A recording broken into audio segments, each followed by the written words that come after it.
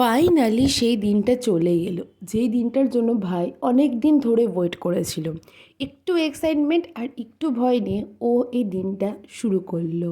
ভয় মানে কি বলতো, বাঙালি পৈতেতে একটা নিয়ম আছে যেখানে ওকে মাথা ন্যাড়া হতে হবে আর তার সাথে সুচ সুতো দিয়ে কান ফুটো করতে হবে। সেই সূচের ভয় তো ও সকাল থেকে কাঠি হয়েছিল। তাছাড়া বসুন্ধরা হলো, আর সব নিয়ম কিন্তু বিয়ের মতনই হয়। এই সমস্ত রিচুয়ালস হওয়ার পর ওকে গেরুয়া বস্ত্র পরানো হবে, ঠিক স্বামী বিবেকানন্দের মতন। তারপর সবাই ওকে ভিক্ষা দেবে আর তার সাথে প্রণাম করবে। ও তো ভীষণ খুশি ছিল, কারণ দিদি মানে আমি ওকে প্রণাম করব। ছোট থেকে আমাদের সম্পর্ক ঠিক টম অ্যান্ড জেরির মতন। সেই টম যদি জেরিকে প্রণাম করে, জেরি ঠিক যেমনটা খুশি হয় ওরও ঠিক তেমনটাই খুশি হয়েছিল। তারপর মুখ ঢেকে ওকে ঘরে ঢুকিয়ে দেওয়া হবে, আর সেই একদিন কেউ ওর মুখ দেখতে পারবে না, ও কারোর মুখ দেখতে পারবে না।